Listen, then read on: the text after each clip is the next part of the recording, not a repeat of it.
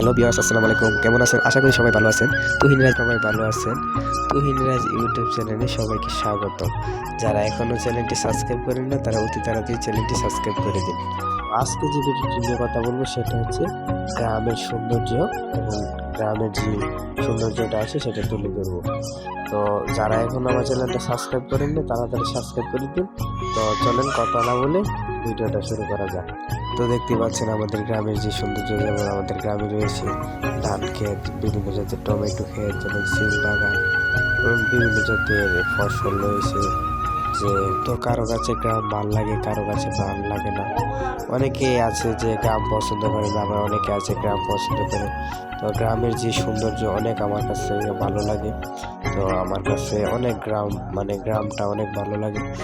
তো আমাদের যে গ্রাম নরসিংদী রায়পুরা দুটি সাপমারা, আমাদের এখানে রয়েছে সিম বাগান বিভিন্ন জাতের, যেমন টমেটো, কাঁচামরিচ, ধান ক্ষেত এবং ওই বিভিন্ন জাতের ফল, যেমন লাউ গাছ, শসা এবং বিভিন্ন জাতের সিম, যেমন আমরা বুট বাগান করেছি এবং বিভিন্ন জাতের বাগান সৌন্দর্য।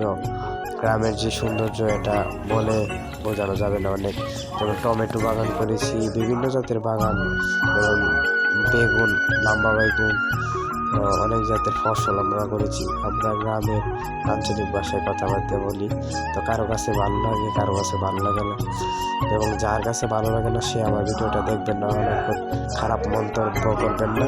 আর যার কাছে ভালো লাগে তারা চ্যানেলটি সাবস্ক্রাইব করে দিবেন। তো দেখা গেছে যে আমাদের সকালে ওইটা গ্রামের যে সৌন্দর্য ভিউ অনেক সুন্দর, এবং আমরা বিভিন্ন জাতের ফসল